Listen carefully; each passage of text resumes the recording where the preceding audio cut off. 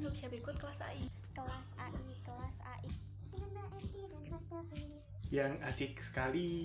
Meskipun di rumah harus tetap semangat. Semangat. Demi masa depan yang gemilang harus semangat. Selamat datang dalam pelayaran jalur audit internal hingga sukses dengan tujuan mengerti terkait dengan laporan audit internal. Terdapat 7 awak dalam kapal ini. Debbie Dora Aristawati, Sharon Kusumaningrum, Reynaldisya, Juniasti Bura Padang, Imelina Dwi Hartin, Patricia Diah Permatasari, dan Melinia Paula Eklesia Kristi. Selamat memperhatikan dan terima kasih. Materi pertama yang akan kita bahas adalah terkait dengan laporan audit. Nah, laporan audit itu dapat menjadi acuan penilaian terhadap tim kerja auditi dan menjadi acuan faktual untuk mengukur kredibilitas serta prestasi kerja dari internal audit tersebut. Nah, makanya laporan audit ini dapat dijadikan alasan untuk show off atau penunjukan kemampuan dengan memberikan data yang relevan dan temuan sebanyak mungkin. Untuk tantangannya sendiri dalam pembuatan laporan audit ini adalah bagaimana untuk mengakomodasikan kepentingan atau perspektif yang berbeda antara level strategis dan level operasi. Nah, di sini kita akan membandingkan kepentingan tersebut. Yang pertama, dilihat dari ukuran laporannya, apakah tebal atau tipis. Kalau untuk level strategis, laporan dibuat setipis mungkin, hanya 1-3 halaman saja, karena terbatasnya waktu untuk membaca laporan audit tersebut. Sedangkan untuk level operasi, tebal tipisnya laporan tersebut didasarkan pada banyak atau sedikitnya masalah yang terjadi. Maksimalnya adalah 15 halaman. Lalu kepentingan yang kedua dilihat dari bobot isinya. Untuk yang level strategis, kesimpulan tingkat kemajuan atau kelemahan auditi dilihat dari ukuran bisnis dengan dukungan data statistik. Sebaiknya data ini disajikan dalam bentuk grafik. Sedangkan untuk level operasi, bobot isi dari laporan ini memberikan gambaran komprehensif dari dua sisi. Jadi ada buruknya dan juga ada baiknya, seperti permasalahan dengan kemajuan yang dicapai. Kemudian ada kendala sistem dan SDM dengan rekomendasi solusi audit. Lalu kepentingan yang ketiga atau yang terakhir adalah dari penyajian temuannya. Kalau untuk level strategis hanya menyajikan temuan yang sifatnya itu kritikal dan dampak apa saja yang akan ditimbulkan. Jadi hanya secara ringkasnya.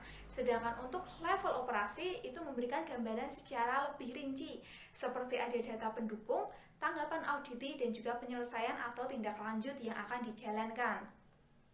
Nah, tantangan lainnya adalah tingkat kecepatan penyelesaian draft laporan hasil pemeriksaan. Waktu ideal dalam pembuatan laporan ini adalah 2-10 hari kerja, bergantung pada tingkat kompleksitas hasil audit dan kelengkapan hasil konfirmasi, format laporan yang ingin dibangun, dan tingkat kesibukan tim audit dalam melaksanakan program kerja yang sifatnya berkelanjutan. Nah, secara umum, terdapat 2 tipe laporan audit, yaitu laporan audit berformat panjang dan laporan audit berformat pendek.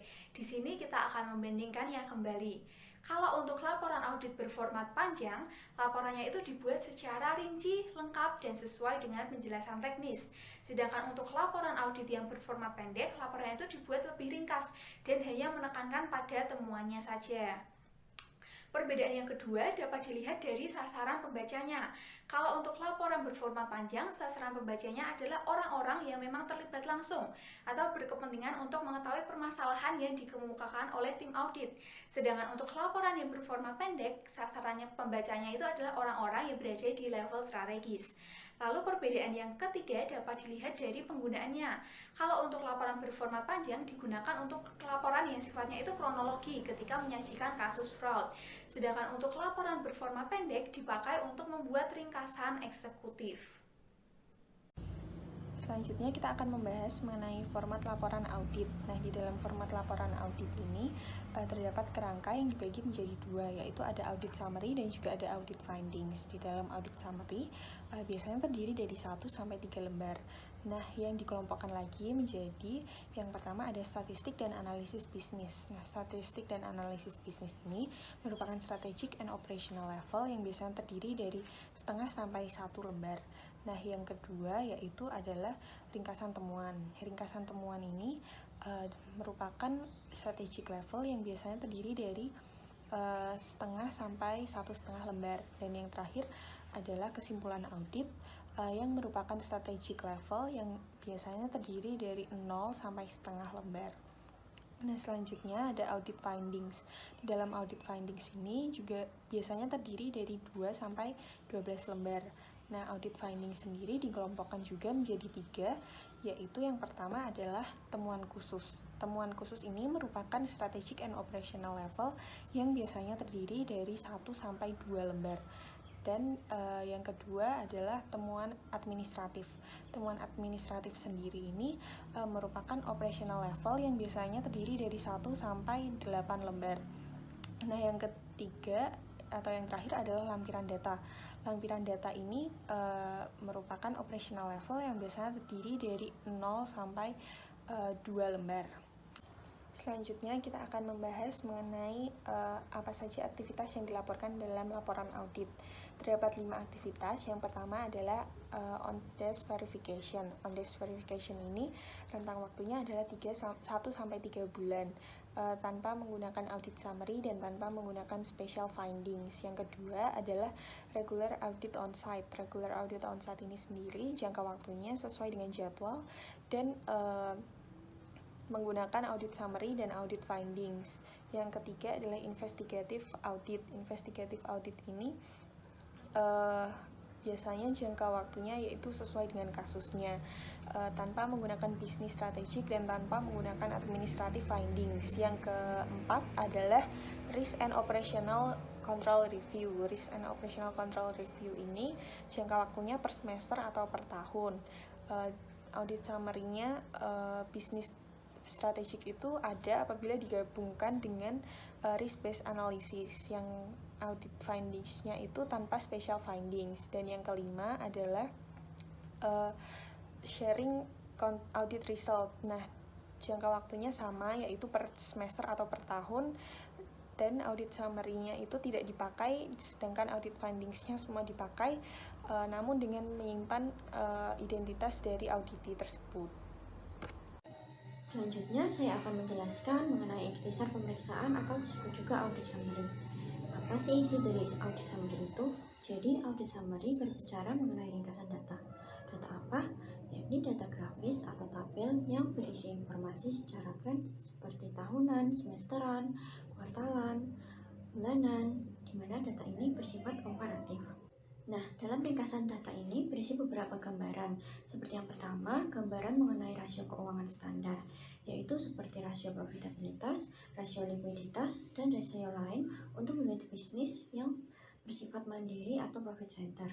Kemudian yang kedua yaitu gambaran mengenai pencapaian target, seperti contohnya realisasi versus target penjualan, serta biaya versus anggaran. Kemudian yang ketiga yakni gambaran informasi lain yang relevan, contohnya seperti jumlah SDM serta total aset atau fixed asset. Dan yang keempat yakni gambaran produktivitas yang berisi seperti penjualan versus biaya serta sales per persen. Nah, dalam ikhtisar pemeriksaan ini juga terdapat ringkasan temuan atau finding summary yang menyatakan gambaran umum secara singkat dari dua sisi, yaitu pencapaian secara positif maupun permasalahan yang dijumpai. Gambaran ini dapat dibilang berdasarkan kelompok lingkup audit atau audit object group, yang terdiri dari beberapa aspek. Yang pertama aspek finansial yang mengurusi keuangan, yang kedua aspek logistik yang mengurusi distribusi barang, yang ketiga aspek general operation yang mengurusi kegiatan operasional umum, dan yang keempat aspek HR management yang mengurusi sumber daya manusia.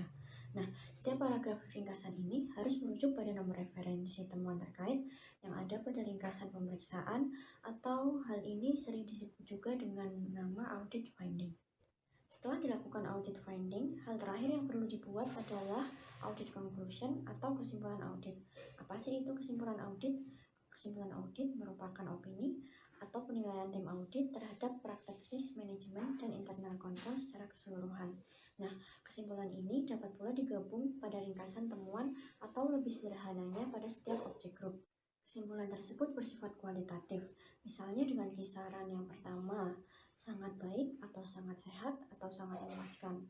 Ini masuk ke kategori excellent. Yang kedua, baik atau sehat atau memuaskan. Ini masuk ke kategori good. Yang ketiga, cukup atau cukup sehat atau cukup memuaskan. Ini masuk ke kategori average. Yang keempat, kurang atau kurang sehat atau kurang memuaskan. Ini masuk ke kategori less. Dan yang terakhir, buruk atau tidak sehat atau tidak memuaskan. Ini masuk ke kategori unjustified atau disclaimer. Selanjutnya, yaitu rincian pemeriksaan. Dalam rincian pemeriksaan ini terdapat dua temuan. Yang pertama temuan khusus dan temuan administratif. Di sini saya akan menjelaskan tentang temuan khusus. Nah, ada beberapa klasifikasi agar temuan tersebut menjadi temuan khusus. Yang pertama yaitu temuan tersebut harus ada tindakan kecurangan atau fraud yang dapat menyebabkan kerugian secara finansial yang sangat signifikan atau bisa berakibat fatal. Yang kedua, aktivitas pengendalian pada audit tidak berjalan secara efektif pada beberapa fungsi tertentu yang dapat berpotensi menimbulkan sistem break. Kemudian yang ketiga, temuan yang berulang. Temuan yang berulang ini temuan yang terjadi lagi seperti temuan sebelumnya. Hal ini mengindikasikan bahwa audite tidak berkomitmen untuk melakukan perbaikan ataupun pencegahan yang sudah dijanjikan. Kemudian temuan khusus ini dapat disajikan dengan rincian secukupnya yang terdiri dari pertama yaitu fakta dan risiko yang ditimbulkan. Nah, pada fakta, temuan, dan risiko yang ditimbulkan ini mencakup kisaran lingkup bidang yang diperiksa seperti waktu, tempat, dan pelaksana, serta data pendukung yang relevan lainnya. Kemudian acuan prosedur atau peraturan yang menjadi dasar temuan. Apakah audit itu melanggar temuan tersebut atau tidak? Seperti untuk temuan audit kompilasi. Kemudian yang ketiga, dapat berupa tanggapan audit terkait dengan temuan tersebut dan komitmen audit terhadap temuan tersebut agar memperbaiki perbaikan dan melakukan pencegahan yang dilakukan. Dan juga bisa rekomendasi dari audit untuk melengkapi tindak lanjut yang akan ditetapkan oleh audit di periode setelahnya. Nah, setelah kita mengetahui tentang apa saja yang disajikan oleh temuan khusus, selanjutnya kita masuk pada yang kedua, yaitu temuan administratif. Nah, berbeda dari temuan khusus sebelumnya, temuan administratif ini harus disajikan dengan lebih sederhana, karena sifat dari temuan ini bisa dikatakan tidak membahayakan ataupun merugikan secara langsung. Nah, oleh karena itu ada 4 cara penyederhanaan dalam temuan administratif. Yang pertama, mengelompokkan temuan ke dalam topik yang sejenis. Bisa berdasarkan audit objek grup, subgrup, seperti dana operasi, fungsi penjualan, dan lain sebagainya. Atau kemiripan penyimpangan maupun risiko seperti verifikasi pratransaksi dari atasan yang tidak berjalan, kemudian keterlambatan pemenuhan deadline pada berbagai fungsi pelayanan, kemudian berbagai aktivitas lainnya. Kemudian yang kedua, menyuguhkan hanya temuan data pendukung yang secukupnya saja tanpa menyisipkan acuan ketentuan, dampak risiko, tanggapan audit, atau rekomendasi audit, kecuali jika memang benar-benar penting untuk dikemukakan.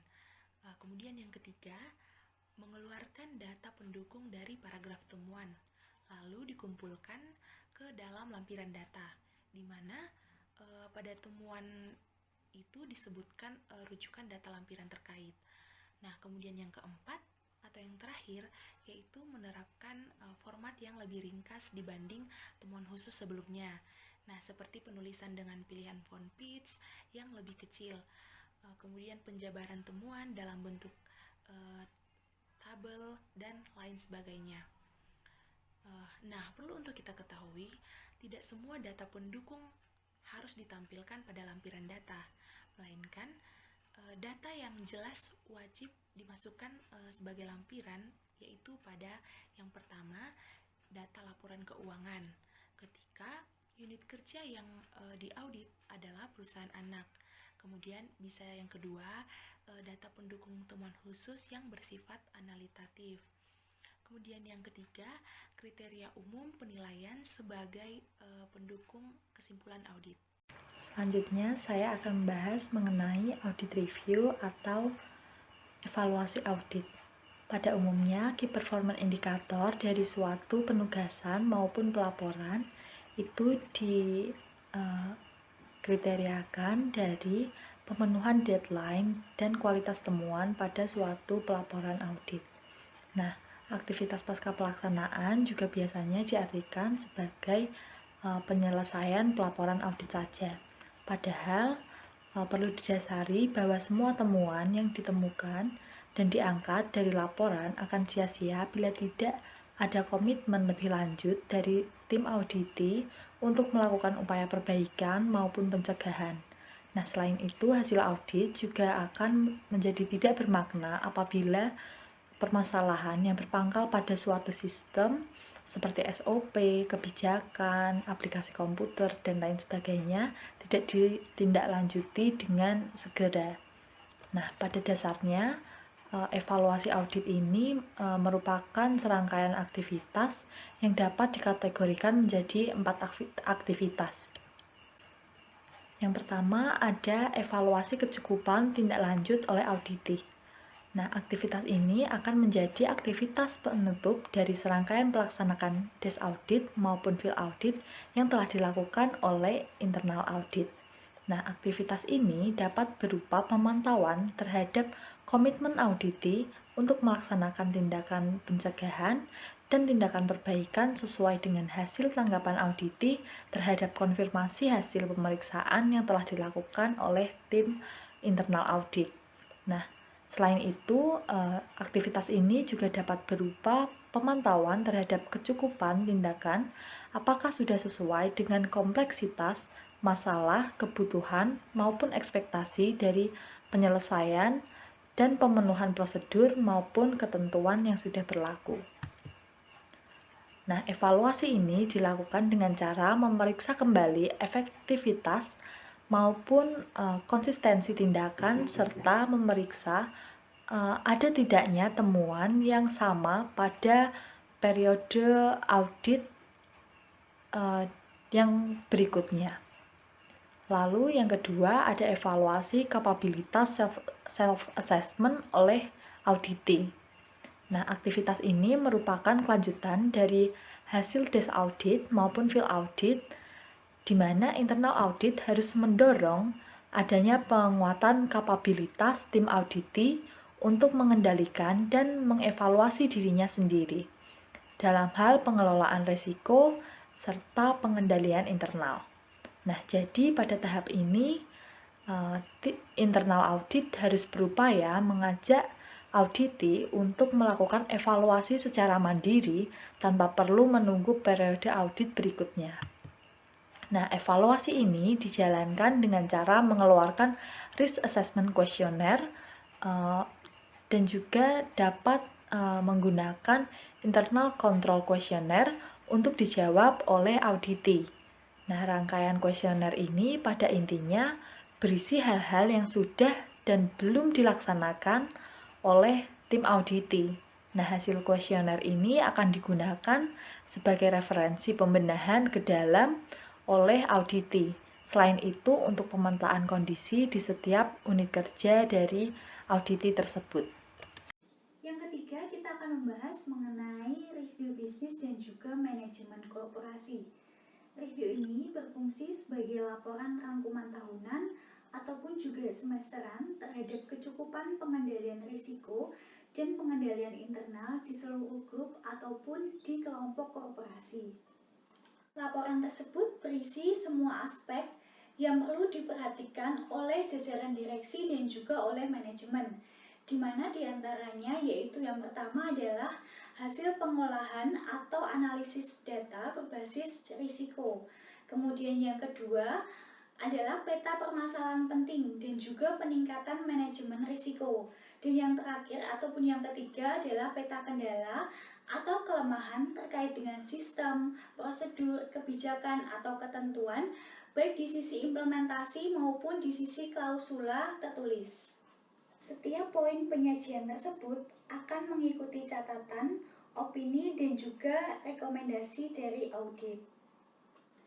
Oke, di sini kita akan membahas yang keempat mengenai evaluasi ke dalam kinerja audit internal.